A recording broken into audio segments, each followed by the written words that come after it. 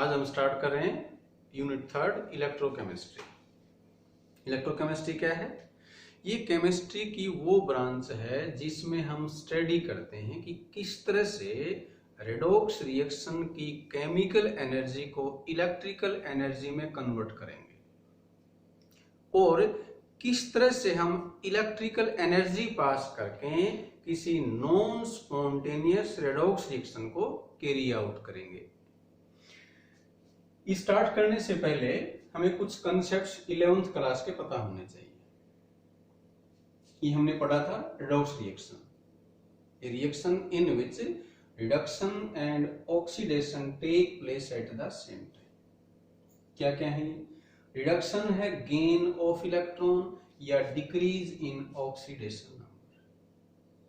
जैसे एग्जांपल लिया हमने कॉपर है, इसका 2 पॉजिटिव चार्ज है तो O1 या OS2 है। ये इलेक्ट्रॉन का गेन करेगा तो इस पे 0 चार्ज आ जाएगा, इसका O1 0 है। तो इसको दोनों तरह से कह सकते हैं कि गेन ऑफ इलेक्ट्रॉन या डिक्रीज इन ऑक्सीडेशन नंबर 2 से 0। ऑक्सीडेशन क्या है? रिवर्स है इसका, लॉस ऑफ इलेक्ट्रॉन या increase in oxidation number. Zinc atom का 0 चार्ज है, अगर ये इलेक्ट्रॉन का लॉस कर देगा तो इस पे पॉजिटिव चार्ज आ जाएगा, यानी कि 0 से +2 इंक्रीज हो गया। तो ये हमने ब्रीफ में डिफाइन किया रिडक्शन एंड ऑक्सीडेशन। तो रेडॉक्स रिएक्शन ये वर्ड है, इन दोनों के कॉम्बिनेशन से बना है। RED from reduction and OX from oxidation. ये दो कंप्लीमेंट्री प्रोसेस हैं। एक सब्सटेंस तभी ऑक्सीडाइज होगा जब उसके साथ साथ दूसरा ऑक्सीडाइज हो, यानी कि इनमें से एक प्रोसेस इंडिपेंडेंटली नहीं हो सकता। स्टार्ट करते हैं इलेक्ट्रोकेमिस्ट्री। इसमें सबसे पहला टॉपिक आता है इलेक्ट्रोकेमिकल वोल्टेक या गैल्वेनिक, डिफरेंट नेम्स। क्या है ये? A device which is used to convert chemical energy of redox reaction into electrical energy। Cell को कंस्ट्रक्ट कैसे करते हैं? स्टार्ट कर रहे हैं हम construction of electrochemical cell. Cell construct करने के लिए हमें 2 इलेक्ट्रोड चाहिए। यहां हमने एक इलेक्ट्रोड लिया है जिंक। कैसे बनाया ये? एक कंटेनर के अंदर हमने मेटल रोड को डिप कर दिया उसी के आयन के सॉल्यूशन में। जैसे जिंक रोड को अगर जिंक आयन के सॉल्यूशन में डिप कर देंगे तो जिंक इलेक्ट्रोड है। सिमिलरली दूसरा लिया हमने कॉपर इलेक्ट्रोड। यहाँ कंटेनर के अंदर 1 मोलर कॉपर सल्फेट सॉल्यूशन है और इसमें कॉपर की स्ट्रिप, कॉपर मेटल की स्ट्रिप डिप कर रखी है। दोनों मेटल की स्ट्रिप को हमने कॉपर वायर से कनेक्ट कर रखा है। ये आउटर सर्किट है। इनर सर्किट को, इन 2 सॉल्यूशंस को हमने कनेक्ट किया है with the help of salt bridge. जो ही हम ये सर्किट कंप्लीट करते हैं तो सेल की वर्किंग स्टार्ट हो जाती है। नेक्स्ट आता है working of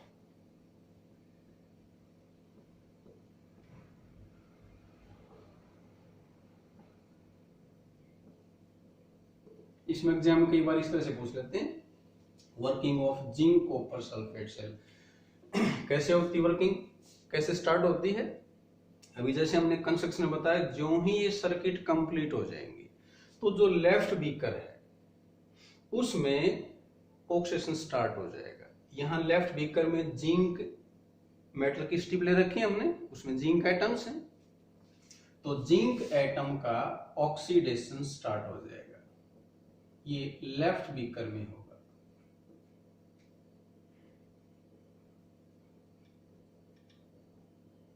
loss of electron कर दें, इंक्रीज ऑक्सीडेशन नंबर कर दें, ये ऑक्सीडेशन हो गया लेफ्ट बीकर के अंदर। अब यहां ये जो मेटल स्ट्रिप है, जिंक मेटल की स्ट्रिप है, इसमें ऑक्सीडेशन हुआ तो यहां जिंक आयन आ जाएंगे। ऑलरेडी इसमें जिंक सल्फेट आयन है, ये एक्स्ट्रा जिंक आयन आ जाएंगे और इलेक्ट्रॉन इस वायर के थ्रू फ्लो करेंगे। तो क्योंकि यहाँ इलेक्ट्रॉन का अकुमुलेशन होता है इसलिए इस पे नेगेटिव चार्ज है, और क्योंकि इस इलेक्ट्रोड पे लॉस ऑफ इलेक्ट्रॉन हुआ, ऑक्सीडेशन हुआ, इसलिए इसको एनोड कहा जाता है।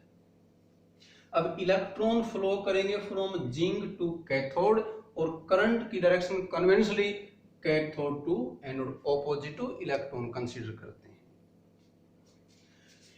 तो राइट बीकर के अंदर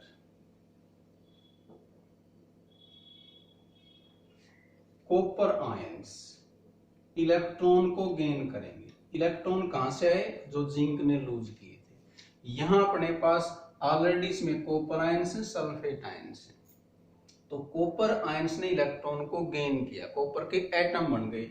वो कॉपर के एटम इस टिप के ऊपर डिपॉजिट हो जाएंगे, यानी कि राइट बीकर के अंदर कैथोड के ऊपर कॉपर डिपॉजिट हो जाएगी। ये इस सेल की वर्किंग है। सेल जब कंस्ट्रक्ट करते हैं तो इस कन्वेंशन को फॉलो किया जाता है। क्या कन्वेंशन है?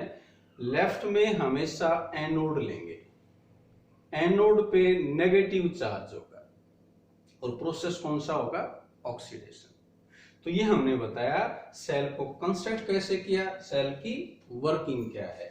इस सेल की ओवरऑल रिएक्शन आ जाएगी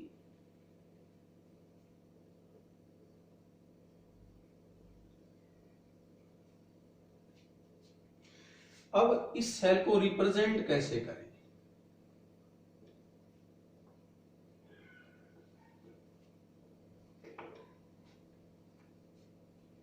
यहां सेल के दो हाफ सेल हैं, एक को बोलते हैं ऑक्सीडेशन हाफ सेल,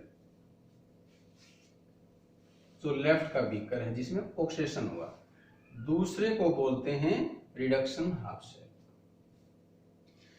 अब सेल रिप्रेजेंट करने के लिए लेफ्ट में एनोड होना चाहिए, और एनोड में अभी हमने ऑब्जर्व किया प्रोसेस कौन सा हुआ? ऑक्सीडेशन। तो पहले अपने पास एनोड में एटम है, बाद में आयन है। तो पहले तो हम बताएं सेल को रिप्रेजेंट कैसे किया। लेफ्ट में एनोड है, डबल लाइन है, ये साल्ट ब्रिज के लिए है, इसको इसके बाद में एक्सप्लेन करेंगे। राइट साइड में कैथोड है। एनोड में हम देख रहे हैं पहले एटम है, बाद में आयन है, तो यहां इसको इस तरह से लिखा जाएगा, पहले एटम बाद में आयन। ये आयन किस में है? सॉल्यूशन में है, इसकी कोई ना कोई कंसंट्रेशन है, यहां हमने कंसंट्रेशन ले रखी 1 molar. Double line for salt bridge, cathode, reaction cathode की, यहां पहले आयन है, आयन सॉल्यूशन में उसकी कंसंट्रेशन 1 मोलर, और उसके बाद आएगा एटम। तो इस तरह से हम सेल को रिप्रेजेंट करेंगे।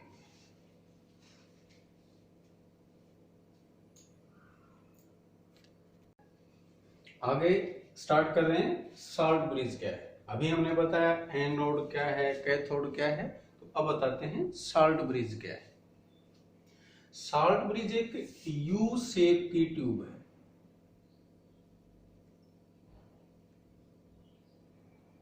इस यू शेप की ट्यूब के अंदर हमने पेस्ट ले रखी है। पेस्ट किसकी है? Concentrated solution of strong electrolyte. Strong electrolyte वो होता है जो अपने सॉल्यूशन के अंदर कंप्लीटली डिसोसिएट हो जाए। जैसे यहां हमने इसमें KCl ले रखा है।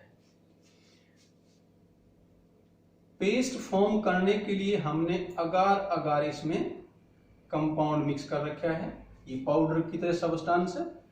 जिलेटिन भी यूज किया जा सकता है, और यहां इसमें लगाते हैं कॉटन। पेस्ट इसलिए बनाई क्योंकि हम इसको इन्वर्टेड पोजीशन में यूज करेंगे। अगर यहां कॉटन लगा रखी है और सिर्फ सॉल्यूशन ले लेंगे तो इन्वर्ट करते ही सॉल्यूशन बाहर आ जाएगा, तो सॉल्यूशन फ्लो ना करे, इसलिए हमने इसकी पेस्ट बनाई। अब इसका फंक्शन क्या है, ये तो हमने बताया साल्ट ब्रिज क्या है। ये साल्ट ब्रिज क्या बताया? A U shape tube filled with a paste of concentrated solution of strong electrolyte in gelatin या अगार अगार। अब ये साल्ट ब्रिज सेल में करता क्या है, इसका फंक्शन क्या है? मान लें हमने सेल में साल्ट ब्रिज यूज नहीं किया, अगर शार्ट ब्रिज यूज नहीं करेंगे तो इनिशियली सेल में वर्किंग स्टार्ट हो जाएगी। वर्किंग कैसे होगी? अभी जैसे बताया था, लेफ्ट बीकर में ऑक्सीडेशन होगा, लॉस ऑफ इलेक्ट्रॉन होगा, तो यहाँ जिंक आयन आ जाएंगे। राइट बीकर के अंदर कॉपर आयन थे, वो इलेक्ट्रॉन गेन करके कॉपर एटम बन जाएंगे, तो यहाँ सल्फेट आयन एक्स्ट्रा बच जाएंगे। इनिशियली दोनों बराबर है, कॉपर आयन कम होंगे तो सल्फेट आयन ज्यादा हो जाएंगे, इसलिए नेगेटिव चार्ज आ जाएगा। यहाँ पर इनिशियली जिंक और सल्फेट बराबर है, तो यहाँ भी चार्ज बैलेंस है। लेकिन जब सेल वर्क करेगी तो जिंक एटम से जिंक आयन बनेंगे, यानी कि इसमें पॉजिटिव चार्ज अक्यूमुलेट हो जाएगा। जब दोनों बीकर में चार्ज आ जाएगा तो ये जो लॉस ऑफ इलेक्ट्रॉन है ये नहीं होगा, क्योंकि पॉजिटिव चार्ज इलेक्ट्रॉन के लॉस को नहीं होने देगा, उसको रोक देगा। इलेक्ट्रॉन का लॉस नहीं होगा, इलेक्ट्रॉन फ्लो नहीं करेंगे तो सेल वर्क नहीं करेगी। सेल वर्क तभी करेगी जब दोनों कंटेनर के अंदर चार्ज बैलेंस रहे। अगर हम शार्ट ब्रिज यूज करेंगे तो ये जिंक आयन जो एक्स्ट्रा बने हैं वो फ्लो करके यहां आ सकते हैं। ये भी पॉसिबिलिटी है कि यहां जो सल्फेट आयन एक्स्ट्रा है वो यहां आ जाए। तीसरी पॉसिबिलिटी ये भी है कि यहां जो खुद के आयन है इसमें पोटासियम और क्लोराइड इस तरफ आ जाए, क्लोराइड इस तरफ आ जाए, पोटासियम। ये जैसे भी करेगा दोनों बीकर के अंदर चार्ज को बैलेंस रखेगा, और दोनों बीकर में चार्ज बैलेंस रहेगा तो सेल वर्क करती रहेगी। तो फंक्शन क्या हुआ? इसने इनर सर्किट को कंप्लीट किया। दूसरा, ये अलाउ करता है movement of ions from one beaker to another without mixing the two solutions. और तीसरा, it maintain the charge balance in two beakers. ये था about salt bridge. In conditions में जो कंडीशन ले रखी है हमने 1 मोलर कंसंट्रेशन, सेल का ईएमएफ क्या है? Reduction potential of cathode minus reduction potential of anode, वो 1.1 वोल्ट आएगा। अगर हम इस सेल को कनेक्ट कर दें किसी एक्सटर्नल सोर्स से और उसका पोटेंशियल अगर 1.1 वोल्ट से ज्यादा हो तो ये सेल ऑपोजिटली वर्क करेगी। एट प्रेजेंट इस सिचुएशन में क्या कर रहा है ये? पहले हम सिचुएशन ये ले लेते हैं कि लेस देन 1.1 वोल्ट हो, यानी कि जैसे ये वर्क करती है वैसे ही वर्क करती रहे। कैसे वर्क कर रही है? लेफ्ट बीकर के अंदर क्या हुआ? जिंक एटम ऑक्सीडाइज हुआ, जिंक एटम में ऑक्सीडेशन हुआ। राइट में क्या हुआ? रिडक्शन। यहां कॉपर एटम डिपॉजिट हो गई, कॉपर मेटल डिपॉजिट हो गई।